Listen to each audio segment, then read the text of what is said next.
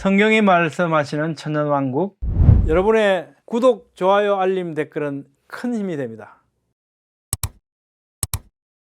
안녕하세요, 김홍숙입니다. 오늘은 지난 시간에 이어서요, 천년왕국이 어떤 곳인지 살펴보도록 하겠습니다. 자, 천년왕국 어떤 곳일까? 다니엘 9장 24절에 보면 내 백성과 내 거룩한 성을 위하여 이런 이래를 기한으로 정했다. 그래서 이 이런 이래가 지나고 나면 70번째 이래까지 완전히 끝나고 나면이죠. 그러고는 7년 환란까지 다 지나고 나면 허물이 그치며 죄가 끝나며 죄악이 용서되며 영원한 의가 드러나며 환상과 예언이 응하며 또 지극히 거룩한 이가 기름 부음을 받으리라. 이런 일이 일어난다는 겁니다. 이런 일이 일어나는 것이 어떻게 해요? 바로 천년왕국이라는 말씀이죠. 70일회가 지난 후, 즉 7년 환란이 지난 후에 이스라엘의 이 6가지가 실현될 것이라는 말씀은 장차 정하신 때가 되면 이스라엘에는 하나님의 의와 통치가 완전히 이루어지고 지극히 거룩한 분인 이 기름 부음 받은 왕으로서 통치하게 될 것인데, 이러한 상태는 현재와 확연하게 구분되죠. 이것이 바로 천년왕국을 가리키고 있다는 겁니다. 이사야서 11장입니다. 6절에 보면요, 그때에 이리가 어린 양과 함께 살며 표범이 어린 염소와 함께 누우며 송아지와 어린 사자와 살찐 짐승이 함께 있어 어린 아기에게 끌리며 암소와 곰이 함께 먹으며 그것들의 새끼가 함께 엎드리며 사자가 소처럼 풀을 먹을 것이며 젖 먹는 아이가 독사의 구멍에서 장난하며 젖된 어린아이가 독사의 굴에 손을 넣을 것이라. 내 거룩한 산 모든 곳에서 해됨도 없고 상함도 없을 것이니 이는 물이 바다를 덮음같이 여호와를 아는 지식이 이 세상에 충만할 것이다. 이런 세상이 온다. 이때, 그때에, 그럼 이때가 언제냐는 겁니다. 이때는 지금 세상하고 완전히 구분되어 있죠. 뭐 사자가, 뭐 호랑이가 사슴을 찢어 발견해서 먹고 하는 이게 아니라는 거죠. 너무나 모든 육식이 없어지고요, 다 채식을 하게 되겠죠. 정말로 평화가 공존하는 이런 시대지 않습니까? 뭐 독사에 물려서 애가 뭐 그런 상함이 없다는 거죠. 이런 세계가 온다는 거죠. 그때. 그럼 이때가 언제나? 이때는 분명히 지금 시대하고 너무나 구분된 확연히 다른 세계잖아요. 이사야 11장 1절부터 10절 그 내용에 나오는데요, 그의 입의 막대기로 세상을 치며 그의 입술의 기운으로 악인을 죽일 것이라. 공의로 그 허리띠를 삼으며 성실로 그의 몸에 띠를 삼으리라. 그때에 바로 이런 일이 있고 나서 그때에 이리가 어린 양과 함께 살며 이렇게 말씀하고 계시죠. 이 말씀들은 그죠? 입의 막대기로 세상을 치며 입술의 기운으로 악인을 죽이는 이때가 언제입니까? 계시록 19장에 보니까 15절에 그의 입에서 예리한 금이 나오니 그것으로 만국을 치니 그들을 철장으로 다스리며 또 치니 하나님 곧 전능하신 이의 맹렬한 진노의 포도주를 발겠고 짐승이 잡히고 그 앞에서 표적을 행하던 거짓 선자도 함께 잡혔으니. 이게 언제입니까? 이게 7년 환란이 종식되고 나서, 그죠? 이 모습이지 않습니까? 종식된 이 모습, 짐승이 잡히고 예수 그리스도가 처단되는 이 모습, 바로 그때가 바로 이사야 11장에서 말씀하시는 그의 입의 막대기로 세상을 치며 그의 입술의 기운으로 악인을 죽인 이때잖아요. 이것이 끝나고 나면 그때에, 이때는 언제겠습니까? 바로 천년왕국 때죠. 천년왕국 때. 이사야 11장은 천년왕국 때를 우리에게 말씀하고 있다는 겁니다. 자, 이사야 65장으로 넘어가면요, 보라, 내가 새하늘과 새 땅을 창조하니 거기는 100세 죽는 자를 젊은이라 하겠고 그들의 수고가 헛되지 않겠고 그들의 생산한 것이 재난을 당하지 아니하리니 그들은 여호와의 복된 자의 자손이요 그들의 후손도 그들과 같을 것임이라. 이리와 어린 양이 함께 먹을 것이며 사자가 소처럼 짚을 먹을 것이며 뱀은 흙을 양식으로 삼을 것이니 나의 성산에서는 해함도 없겠고 상함도 없으리라. 이때가 온다는 겁니다. 이런 세상이 온다는 거죠. 여기서 보면 사람의 수명이 늘어나고 천재지변이 없고 공의가 실현되며 모든 생물들이 채식을 하죠. 뱀은 창세기 3장의 말씀의 질서가 회복되어서 흙을 먹고 사는 세계는 지금보다 확연히 좋아졌지만 그러나 여전히 자녀를 낳고 죽음이 존재하죠. 그러니까 여기 이 새하늘과 새 땅은 계시록 21장에서 말씀하시는 천국 새하늘과 새 땅과는 확연하게 또 구분이 되죠. 그래서 이사야 65장의 새하늘과 새 땅은 바로 천년왕국이라는 것이 분명해집니다.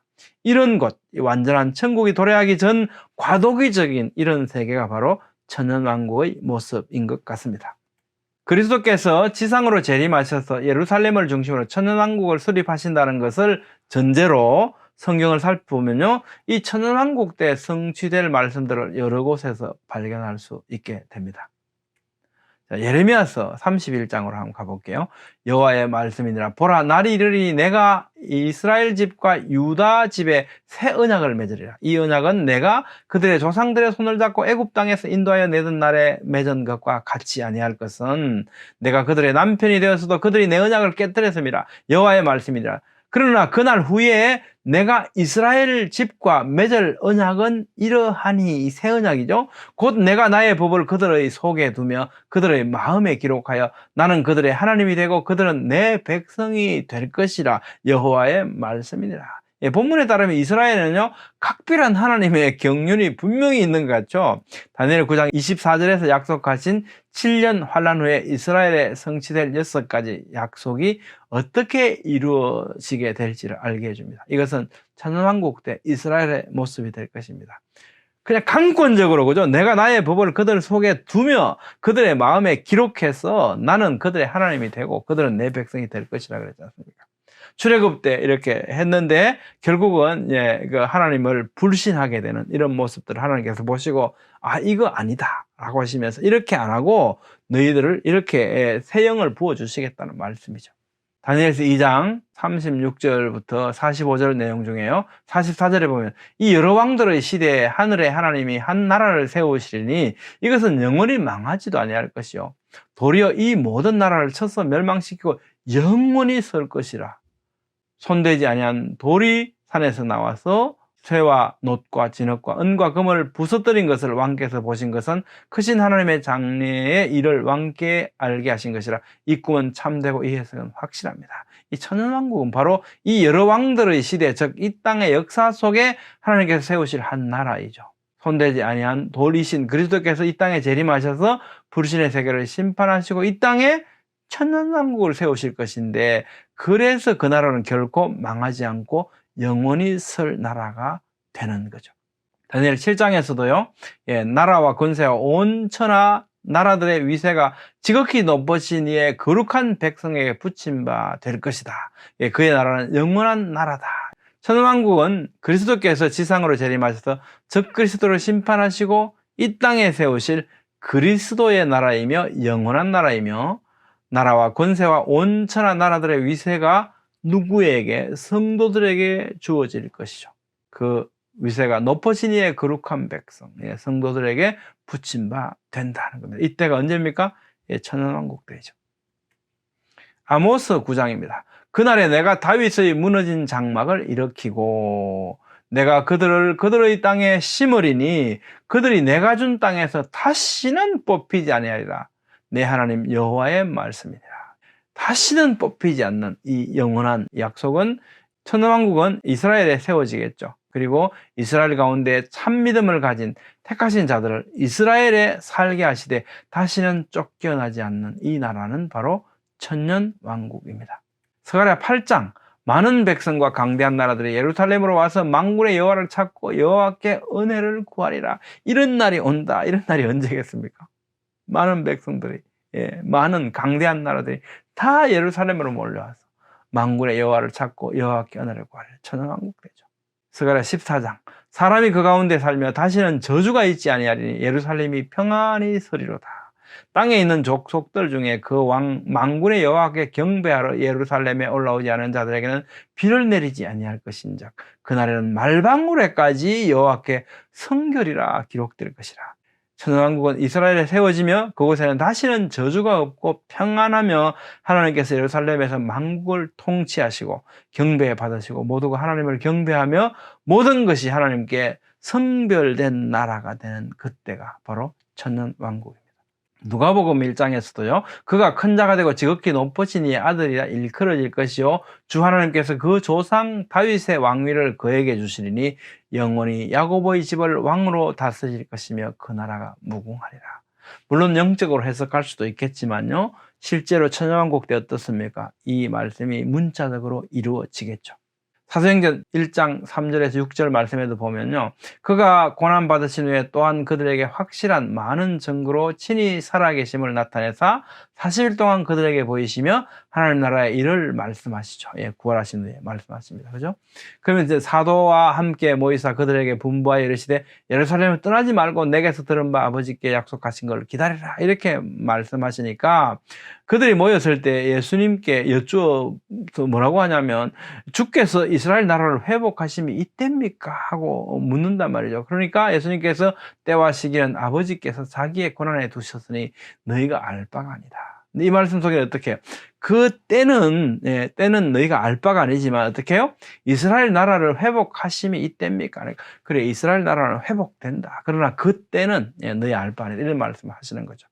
바로 천년왕국이 바로 이스라엘 나라를 회복하시는 그 때가 되겠죠.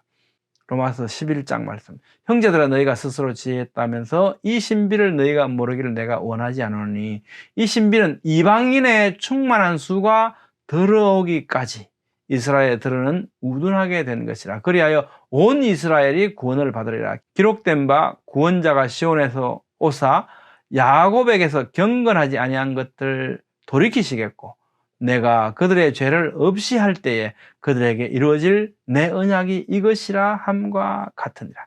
천년왕국은 이스라엘을 구원하시는 하나님의 경륜이 이루어져서 택하신 백성으로 구원받은 온 이스라엘이 들어가는 나라죠. 물론 거기에는 이스라엘뿐만 아니라 휴거, 부활한 구원받은 하나님의 백성들이 함께 있어서 그리스도와 함께 천년왕국을 다스릴 것입니다. 여러분의 생각은 어떻습니까?